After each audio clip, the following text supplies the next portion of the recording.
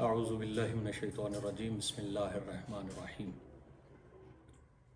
السلام علیکم ورحمۃ اللہ وبرکاتہ۔ میرے محترم سامعین، جیسا کہ آج میرا عنوان ہے مشترکات مسالک اسلامی،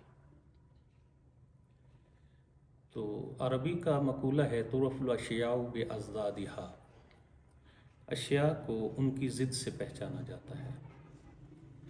تو مشترکات اور مشترک جو ہے اس کا متضاد ہے مختلف، تو اختلاف اس کا متضاد ہے۔ تو یہ حقیقت ہے کہ اختلاف پسند شخص بھی ہر جگہ اختلاف اور ہر کسی سے اختلاف کرنے والا شخص بھی یہ پسند نہیں کرتا کہ اس کے ساتھ اختلاف کیا جائے۔ تو ایک اور اگر اس بات کو میں پھیلانے کے لیے جملے کی مدد لوں تو میرے نزدیک اختلاف موت کا دوسرا نام ہے۔ وہ کیسے موت کا دوسرا نام ہے، اس کے لیے مجھے ایک تھوڑی سی تمہید بنانا پڑے گی اور تمہیدی گفتگو کرنا پڑے گی۔ وہ میں مثال دیتا ہوں کہ انسان جو ہے یہ جسم اور روح سے مرکب ہے۔ جیسے انسان دنیا میں آتا ہے تو سب سے پہلا سوال یہ ہوتا ہے کہ پیدا ہونے والا نر ہے یا مادہ ہے۔ یہ نر اور مادہ روح نہیں ہوتی،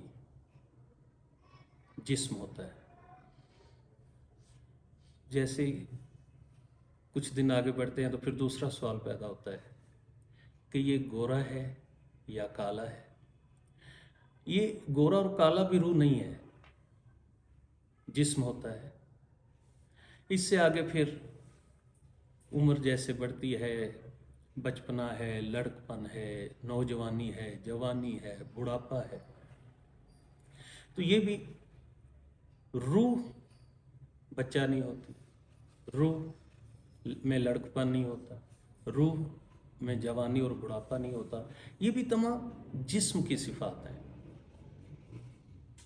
تو اب یہاں تک پہنچ کے یہ پتہ چلا کہ انسان جو روح اور جسم سے مرکب تھا، روح میں تضاد نہیں ہے، روح میں اختلاف نہیں ہے، جبکہ جسم میں اختلاف آ رہا ہے۔ یہ وجہ ہے کہ روح اور جسم کے ملنے سے زندگی کا آغاز ہوا تھا، روح اور جسم کے افتراق سے موت واقع ہوئی، اور جیسے موت آئی تو موت روح پہ نہیں آئی، کیونکہ وہاں اختلاف نہیں تھا۔ اختلاف کا مرکز تھا جسم۔ یہی وجہ ہے کہ موت جو ہے وہ مؤثر ہوئی ہے جسم پہ۔ جسم جو ہے وہ فنا ہو گیا، ختم ہو گیا، اور روح جو ہے وہ اعلیٰ علیین پہ موجود ہے۔ یہاں تک پہنچ کے اس بات کے ہم قائل ہوتے ہیں کہ واقعاً اختلاف جو ہے وہ موت کا سبب بنتا ہے۔ اختلاف موت کا دوسرا نام ہے۔ تو ہم نے چونکہ مشترکات پہ بات کرنی ہے، تو مشترکات پہ بات کرنے کا میں نے کیوں سوچا؟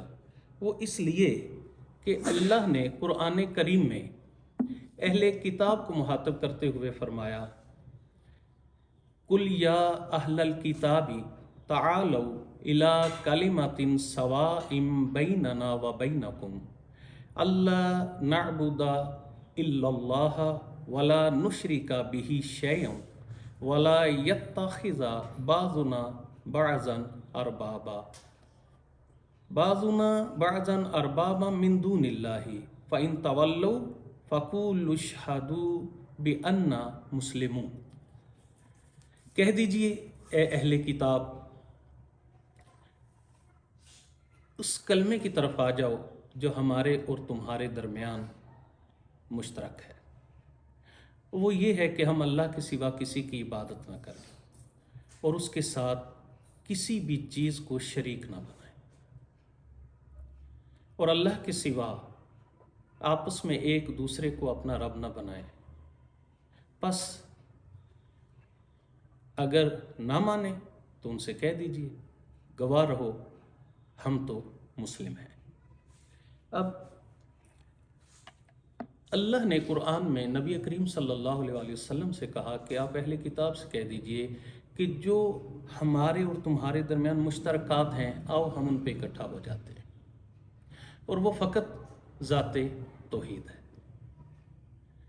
तो वहाँ तो सिर्फ एक अल्लाह की ज़ात मुश्तरक थी, और अल्लाह हमें ये सबक दे रहा है, पैगाम दे रहा है कि अगर एक ही पहलू क्यों ना हो इश्तराक का, तो उसे भी सरफ़ नज़र नहीं करना चाहिए, उसे भी मद्देनज़र रखना चाहिए और उस पर भी इकट्ठा होना चाहिए। और हमारे यहाँ, मैं एक मकाला मेरी नज़र से गुज़रा हाशमी रफसंजानी का, फ़ारसी में है। उन्होंने कहा है कि मुसलमानों में 95% मुश्तरकात, सिर्फ 5% इख्तिलाफात।